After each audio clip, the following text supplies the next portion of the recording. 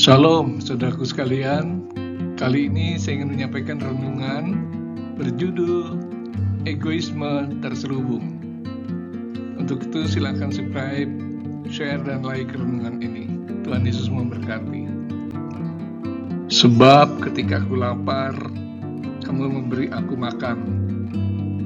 Ketika aku haus, kamu memberi aku minum. Ketika aku seorang asing, kamu memberi aku tumpangan. Di dalam Matius 25 ayat 35. Ketika aku berseru, Allah sangat mengasihiku. Dia pun bertanya, mengapa kau membenci saudaramu? Ketika aku bersorak, Allah mengampuni dosaku. Dia pun bertanya, mengapa kau tidak memaafkan kesalahan orang lain? Ketika aku bersukacita, Allah memberkatiku berlimpah. Dia pun bertanya, sudahkah kau bantu mereka yang susah? Ketika aku bersyukur, Allah telah menyelamatkan hidupku. Dia pun bertanya, sudahkah kau bagi keselamatan itu? Tersentak hebat denyut jantungku, ibarat tajam panah menusuk jiwaku. Gugatanmu membenamkan bangga. Dalam derayan air mata sesal, aku merunduk dan bersujud. Oh Tuhan, ampuni diriku yang hidup penuh keegoisan. Manusia terlahir dengan dibekali naluri alami untuk melindungi diri. Bayi melindungi diri dengan menangis ketika lapar, haus, basah atau dingin sebagai cara menarik perhatian orang lain agar mereka dapat memenuhi kebutuhannya. Ketika mulai besar, kebutuhannya meningkat, bukan hanya kebutuhan jasmani, namun juga kebutuhan jiwa, berupa rasa aman, perhatian, dan kasih sayang. Pada fase ini perhatiannya masih tertuju pada kepentingan diri sendiri. Ketika menginjak masa kanak-kanak, kasih sayang terhadap sesuatu di luar dirinya mulai timbul. Dia tidak hanya memikirkan kepentingan diri sendiri saja, namun juga menyayangi orang tua, saudara, hewan, dan mainannya. Semakin dewasa seseorang, semakin besar kasih sayangnya pada orang lain. Mengasihi sahabat, guru, kekasih, istri atau suami, dan anak. Jika kasih itu semakin besar pula perhatiannya pada kepentingan di luar lingkungannya. Dia mampu mengasihi orang yang tidak dikenalnya, bahkan mengasihi orang yang menyakiti dirinya.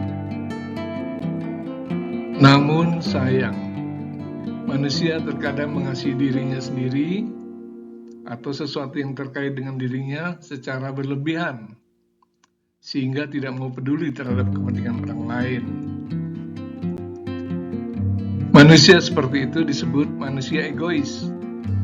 Hal itu terlihat dari sikapnya yang haus pujian, rakus uang, gila hormat, tinggi hati, kikir, ugal-ugalan, hidup seenaknya, masa bodoh, arogan, kasar, memenang sendiri, memaksakan kehendak, dan mudah tersinggung.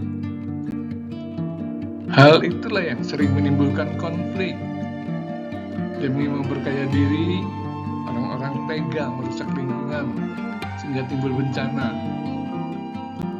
Perkelahian, perceraian, peperangan, pembunuhan, perampokan, korupsi, perkosaan terjadi karena sikap egoisme. Bahkan kita yang mengaku sebagai anak Tuhan pun sering memiliki sifat seperti itu, masih menghalalkan segala cara untuk meraih keuntungan pribadi. Dalam persekutuan gereja masih dijumpai sikap saling membenci. Gereja besar yang memiliki kekayaan berlimpah terkadang hanya membangun keangkuhan. Mereka tidak bersedia membantu lingkungan atau gereja lain yang kekurangan, menolak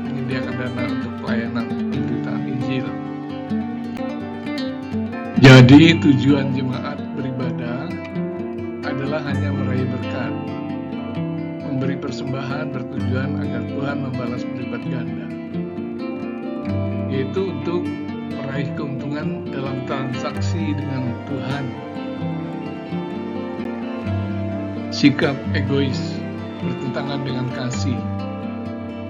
Kita memang harus memikirkan kepentingan diri sendiri, namun janganlah berlebihan sehingga tidak mempedulikan kepentingan orang lain. Sikap tersebut bertentangan dengan ajaran Tuhan.